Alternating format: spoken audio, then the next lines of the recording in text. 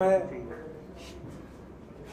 हरियाणा की जनता का आभार प्रकट करता हूं, जिनने लोकसभा में जब 24% वोट आए उससे हमें बढ़ाकर 27% तक पहुंचाने का काम किया।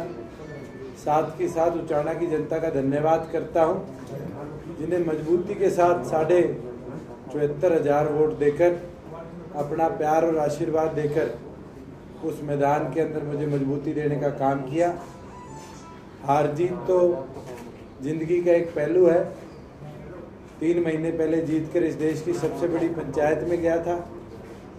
आज जो मैंडेट आया उसको भी स्वीकारता हूं, और कहीं ना कहीं 2009 से कंपेयर करें तो उचाना की जनता ने 10,000 फालतू वोट देकर अपना आशीर्वाद दिया। उसके लिए उनका सदैव आभारी भी रहूंगा। और बतौर लोकसभा के सांसद अगले 4.5 साल से ऊपर का समय लोकसभा के अंदर हिसार क्षेत्र की बढ़ोतरी के लिए, हिसार क्षेत्र के विकास के लिए लड़ाई लड़ने का काम करूंगा। साथ ही साथ भारतीय जनता पार्टी को बधाई देता हूं कि उनने हरियाणा के अंदर पूर्ण बहुमत हासिल करने का काम किया है, और यही उम्मीद रखूंगा कि जो समस्या हरियाणा प्रदेश की है, चाहे वो मेरे युवा साथियों के लिए रोजगार की हो, चाहे हमारे किसानों के लिए पानी की हो, चाहे हमारे पूरे प्रदेश के अंदर बिजली की हो, चाहे और अन्य समस्याएं हैं जो नरेंद्र मोदी जी ने बारी बारी अपने भाषणों में, चाहे वो लोकसभा हो विधानसभा हो, उठाने का काम किया था, उनको भारतीय जनता पार्टी अगले 5 साल अच्छी तरह अपने वादों को पूरा कर प्रदेश को आगे बढ़ाने का काम करेगी। जहां प्रदेश के आज मैंडेट की बात आती है, इंडियन नेशनल लोकदल को 20 सीटों पर रखने का काम प्रदेश की जनता ने किया है। हम विपक्ष के तौर पर सबसे बड़ी पार्टी है। जिस तरह पिछले 10 साल हमने विपक्ष की भूमिका निभाई है, प्रदेश की जनता ने जो फैसला दिया है, अगले 5 साल भी इंडियन नेशनल लोकदल बिल्कुल जागरूक विपक्ष की तरह डटकर प्रदेश के अंदर विपक्ष की भूमिका को निभाने का काम करेगी। और मैं तो हमारे एक एक कार्यकर्ता को धन्यवाद करता हूं, जिसने अपने आप को चौधरी ओम प्रकाश चौटाला समझकर इस मैदान को संभाला और मजबूती के साथ इस मैदान के अंदर इंडियन नेशनल लोकदल को खड़ा रखा। आज जो परिणाम प्रदेश के आए हैं उसको सर माथे रखते हुए हम ये स्वीकारते हैं कि कहीं ना कहीं कमी हमारे अंदर रही, जिसकी वजह से हम प्रदेश के अंदर सरकार नहीं बना पाए। उन कमियों का भी निरीक्षण किया जाएगा, उस पर पूर्ण विचार किया जाएगा, और अगले 5 साल और मजबूती के साथ इस संगठन को आगे ले जाने का काम करेंगे। और मैं तो एक एक कार्यकर्ता को ये कहना चाहूँगा, निराश होने की बात नहीं है, ये तो संघर्ष है। और जिस तरह चौधरी देवीलाल जी ने अनेकों चुनाव हार कर भी इस देश के उप प्रधानमंत्री पद तक पहुंचने का काम किया था, इंडियन नेशनल लोकदल उसी मजबूती के साथ संगठित होकर अगले 5 साल संघर्ष करेगी और दोबारा प्रदेश में, देश में बड़ी भूमिका निभाने का काम करेगी। मैं तो दोबारा सभी साथियों का, जिनने इस चुनाव के अंदर, और खास तौर पर मेरे युवा साथियों का धन्यवाद करता हूं, जिनने हमारे कंधों को मजबूती दी और इस संघर्ष की लड़ाई के अंदर हमारा साथ दिया। मैं तो सदैव आपका ऋणी रहूंगा, आपका आभारी रहूंगा। और एक चीज बोलूंगा, हौसला मत टूटने देना। हार जीत परस्त जीवन का एक पहलू है, और हमेशा एक शाम के बाद सुबेरा आता है, और दोबारा इंडियन नेशनल लोकदल परचम प्रदेश में लहराएगी और मजबूती के साथ दोबारा खड़ी होकर प्रदेश को उन्नति की ओर ले जाने का काम। मोदी लहर थी, ये आप मानेंगे? देखिए, जहां प्रदेश के अंदर जो मैंडेट आया, 34% वोट दोबारा भारतीय जनता पार्टी के साथ अटल रहा, तो मुझे कहीं ना कहीं लगता है कि नरेंद्र मोदी जी की जो लोकसभा में किए वादे थे, जो फ्लो नरेंद्र मोदी जी का था, अगर हम परिणामों को भी देखने का काम करें, इंडियन नेशनल लोकदल ने हिसार लोकसभा में 3 सीटें जीतने का काम किया, सिरसा लोकसभा के अंदर 9 में से 8 रिटेन करने का काम किया। जरूर जिन क्षेत्रों में भारतीय जनता पार्टी के सांसद चुने गए थे, उन क्षेत्रों में लोगों ने दोबारा नरेंद्र मोदी पर विश्वास करने का काम किया। अगर बात की जाए, क्या वजह आप मानते हैं जो ये पूरा इसके पीछे पार्टी पहले ज़्यादा सीट थी, अब 20 सीटों पर आकर के सिमट गई। अगर वोटिंग परसेंटेज देखी जाए तो एक सीट हम 3 वोटों से हारे, एक सीट हम 300 वोटों से हारे। तो पार्टी कहीं कमज़ोर नहीं पड़ी, बल्कि हम तो 2009 से 3% वोट शेयर पर बढ़े। परसेंटेज की बात कर रहा हूँ, लाखों में वोट बढ़े हैं। तो लोगों ने जन समर्थन में तो कोई कमी छोड़ी नहीं। कहीं ना कहीं जो हमारे कैंडिडेट्स थे उनने भी बहुत मजबूती से लड़ाई लड़ी। कोई भी ऐसी सीट नहीं है जहाँ इंडियन नेशनल लोकदल बिल्कुल पिछड़ी हो। आज भी 70 से ऊपर सीटों के अंदर हम सेकंड हैं और मजबूती के साथ उन सीटों पर हम खड़े रहे हैं। तो मेरा ये मानना है कि जनता ने हमारा साथ दिया। कहीं ना कहीं जो एक बहुत बड़ा फ्लो जो कांग्रेस के साथ जुड़ा हुआ था वो पैरेलली उठकर बीजेपी के पक्ष में चला गया और कांग्रेस पिट गई, इसलिए इंडियन नेशनल लोकदल का आज वोट बैंक वहीं स्थिर है। अब बड़ा चुनाव जीत गए, छोटा हार गए, ऐसा नहीं लगता कि एनएलडी के शीर्ष नेतृत्व को, क्योंकि आप ही को एक प्रोजेक्ट करके चला जाए? मेरे को प्रोजेक्ट नहीं, मेरे को जिम्मेवारी दी थी पार्टी ने और उस जिम्मेवारी को मैंने खड़ा उतरा। आज अगर आप नतीजा देखेंगे तो 74,000 वोट उचाना के अंदर मेरे आए, 1,62,000 वोट पोल हुए थे। कहीं ना कहीं कांग्रेस जो पिछली बार आज बीजेपी के अंदर है वो 74,000 वोटों पे थी, वो बढ़कर 80,000 पर गई। मगर उस समय की बीजेपी ने जो 7-8,000 लिए थे, बसपा ने, अजका ने जो वोट लिए थे, कहीं ना कहीं वो वोट बिल्कुल सेंट्रलाइज्ड होकर बीजेपी के पक्ष में गए। आज उचाना की बात करें तो शायद 5,000 वोट, 5 भी नहीं 3,000-4,000 वोट सारे दल लेकर गए। इंडियन नेशनल लोकदल और बीजेपी की लड़ाई रही। तो मेरा ये मानना नहीं है कि हम कहीं कमज़ोर पड़े हैं। हमने मजबूती के साथ चुनाव लड़ा। कहीं चुनाव लड़ने में कोई कमी रह गई हो किसी तरह का तो वो मैं अपने ऊपर लेता हूँ, मेरी कमी रही है। हमारे कार्यकर्ताओं ने तो बहुत लगन मेहनत के साथ इस लड़ाई की। ये डिमोरलाइजिंग फैक्ट नहीं है दुष्यंत जी? अगर मेरे मुंह पर स्माइल दिख रही है तो डिमोरलाइज नहीं होते। चुनाव हार जीत चलती रहती है। चौटाला साहब मुख्यमंत्री थे, नरवाना से चुनाव लड़े, हारे, दोबारा मैदान में उचाना से लड़े, जीते। तो ये तो पहलू है राजनीति का। हमें तो प्रदेश को आगे ले जाने के लिए लड़ाई लड़नी है और मेरा तो प्रथम प्रयास यही रहेगा।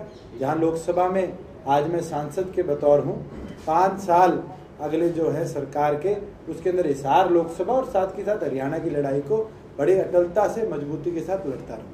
आप मानते हैं कि हरियाणा का चुनाव बीजेपी मोदी के ऊपर जीती क्योंकि सीएम फेस नहीं था उनके पास? देखिए आज भी, अभी तो लड़ाई शुरू होगी, पर मैं विश्वास रखता हूँ कोई ऐसा व्यक्ति दे जो पिछली सरकार की करी धांधलियों पर भी इन्वेस्टिगेशन कराए और प्रदेश को जो मूलभूत सुविधाओं से आज हमारा प्रदेश वंचित है, उन मूलभूत सुविधाओं से भी मजबूती के साथ प्रदेश को आगे ले जाएंगे। आपको लगता है दुष्यंत जी, अगर ओम प्रकाश चौटाला बाहर एंड तक होते तो परिणाम कुछ और होते? एंड टाइम में बिल्कुल कहीं ना कहीं चौटाला साहब का आज हमारे बीच से जाना कहीं ना कहीं कार्यकर्ताओं के अंदर एक छोटा सा सेटबैक, आप माने कि उनको विश्वास हुआ।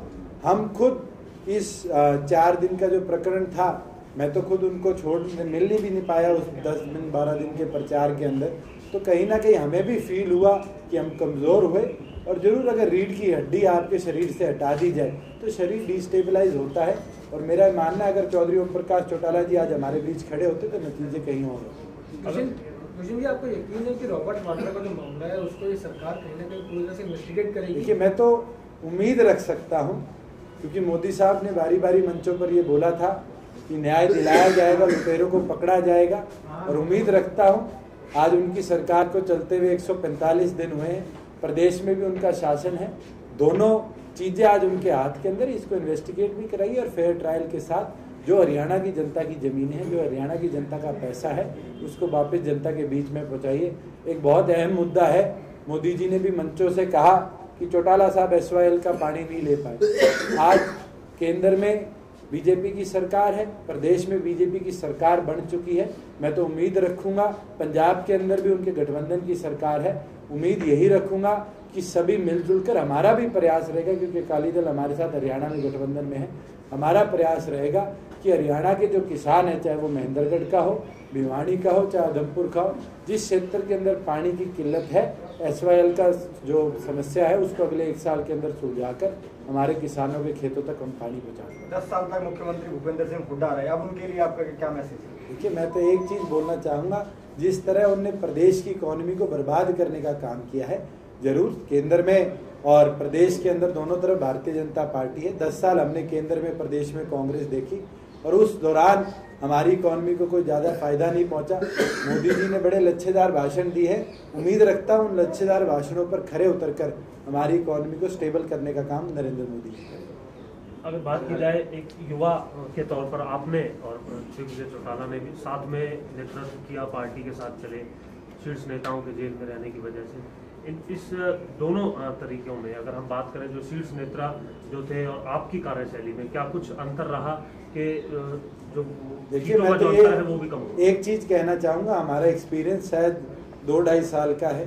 2-2.5 साल से हमने लोगों के बीच में रहकर संघर्ष किया। शीर्ष नेतृत्व का संघर्ष अगर बात करूं तो चौटाला साहब का तो लगभग 62 साल का राजनीतिक एक्सपीरियंस है। मेरे पिताजी का, चाचा जी हो, अशोक अरोड़ा जी हो, रामविलास हमारे रामपाल माजरा जी हो, जितने बड़े नेता थे आज उनका एक्सपीरियंस शायद 30-35 सालों का है। तो जरूर हमारा जो एक्सपीरियंस था आज बिहाइंड बार्स था, और उसकी वजह से भी हमें कहीं ना कहीं कोई कमी खली होगी, और कार्यकर्ता की तरफ से कोई कमी नहीं रही, जरूर हमारी तरफ से कोई कमी रही है। और हमारा ये प्रयास रहेगा कि संगठन को और मजबूत करने के लिए, संगठन को और आगे ले जाने के लिए अपने आप को रिवाइज भी करेंगे और मजबूती के साथ आगामी 5 साल संघर्ष कर सरकार को समय समय पर जगाते हुए उनकी गलतियां बताने का। कृष्ण जी, आपको लगता है कि कांग्रेस सरकार की एंटी इनकम्बेंसी इतनी ज्यादा थी कि उसका खामियाजा भी आपको भुगतना पड़ा, कि लोकसभा में एक ऐसा माहौल बन गया था कि हर जगह से बीजेपी और मोदी को देख रहे थे? तो सेम लगता है कि आपको कहीं ना कहीं लोगों ने ये फैसला किया है जो केंद्र की सरकार का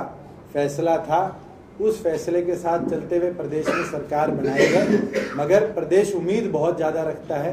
आज लाखों की तादाद में युवा बेरोजगार बैठे, वो उम्मीद रखते हैं कि नरेंद्र मोदी जी कहते थे मैं रोजगार दिलाऊंगा, वो उनको रोजगार दिलवा पाएंगे। मैं तो यही उम्मीद रखता हूँ, एक युवा हूँ, अगर कहीं हमारी मदद चाहिए होगी हम जरूर साथ खड़े होकर उनको जगाएंगे भी और उनको मदद देने का प्रयास। हरियाणा के अंदर बीजेपी का कहता था कि कैडर कुछ खास नहीं है और अभी तक जो है बहुत ज़्यादा सीटों पर वो लड़ते भी नहीं रहे थे, लेकिन इस बार जो है आपका तो बहुत मजबूत, मतलब अगर सबसे स्ट्रांग अपोनेंट माना जाता है हरियाणा में तो आईएनएलडी था, लेकिन बीजेपी के ऊपर लोगों ने भरोसा जताया। आप क्या मानते हैं कि ये जो भरोसा लोगों ने नहीं जताया आपके ऊपर, उसकी क्या वजह है? देखिए, भरोसा लोगों ने जताया, अगर हमें 27% वोट हरियाणा प्रदेश के मिले तो जरूर इंडियन नेशनल लोकदल के साथ लोगों का भरोसा था। सीटें तो हार जीत की होती है, अगर कोई 3 वोटों से हार रहा है तो आप उसके ऊपर लोगों के विश्वास की बात नहीं कर सकते। लोगों ने तो हमारे राय के कैंडिडेट पे उतना ही भरोसा जताया जितना बीजेपी के जताया।